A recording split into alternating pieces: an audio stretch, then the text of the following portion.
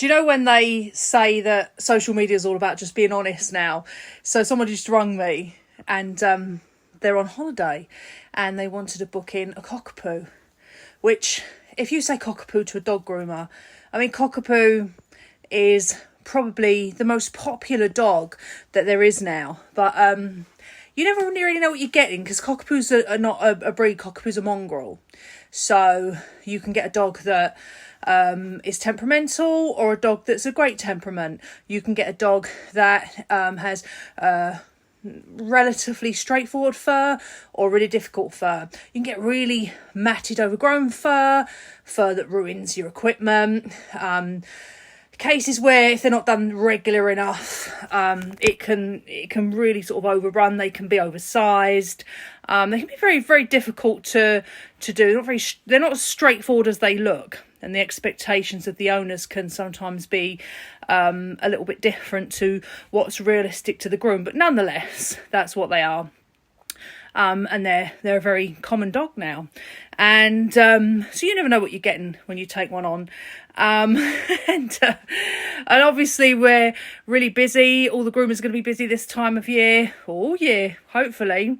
And sometimes, people are on your waiting list, but sometimes there are a few that slip through the net and get short notice bookings if they're lucky. If you've had a swapsy round, it doesn't suit everybody else on the waiting list, and you've got that one thing that you can offer them. So they ring up and say, oh, I'm sure, in fact, I quote, I'm sure you're busy for the next 2 or 3 weeks, but can you fit in my dog? Well, as it happens, I have got quite a slot that's quite soon, just by chance. Okay, great. Can I ask how much? You kind of need to know that question, don't you? Because you need to know roughly what you're budgeting for, because the prices do vary, I wouldn't say dramatically, in the professional grooming world with qualified professional groomers. They don't really change that much. Maybe if might be about a £15 variant on grooms, unless you're someone who's not running a proper business or you haven't got a clue what you're doing, and you're just doing it for peanuts because it's your hobby and you're not qualified and you don't take the profession seriously, then you're doing it at a giveaway price, Or then you've got people who maybe are in certain parts of London that their rents are so high on their shops that they have to add an additional sort of £30-40 on top of a groom to what an average one is because of that, To be fair, we're kind of all underpaid anyway for that kind of breed.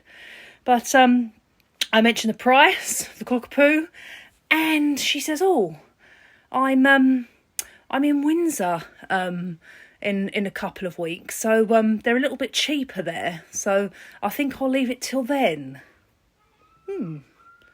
Okay. So you think you're going to waste 5-10 minutes of my time doing this fake phone call, and you want this dog booked in? You want an emergency appointment for your dog. You've got your dog booked in very quickly. And why have you come to me? Do I look like Home Bargains? I've got 16 years experience. I've got a whole media career. I've got a highly qualified, experienced backtrack. Why are you coming to me? Why are you ringing my number? What's the point in that? Because you don't deserve my service, do you?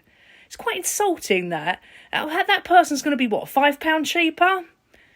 Don't ring me. Don't waste my time. I could have been doing many things in that 5 or 10 minutes than speaking to a time waster. Don't waste people's time. Hey, if you're a decent groomer out there, know your worth, know what you're charging, even though you're probably underpriced anyway, because the average groomer is underpriced. Those of us that have got our price point where it's kind of like an average price point.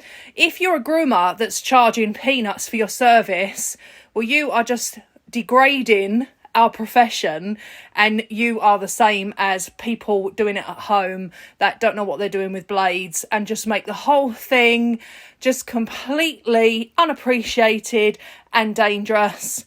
But you do have a client base. If you are somebody that will go down the road because someone's £5 cheaper, and you're not someone who is proactive in finding out what your groomer can do for you. Is your dog safe with the groomer? Is your groomer qualified? Is your groomer experienced? Does your groomer know about your breed? Does your groomer know about your fur type? What would your groomer do in an emergency? If you don't care and you want to go around somewhere else that's £5 cheaper, well, you don't deserve a professional groomer. You've been watching Daniela Forshaw Unmuzzled. If you don't like my content, blame Charlotte.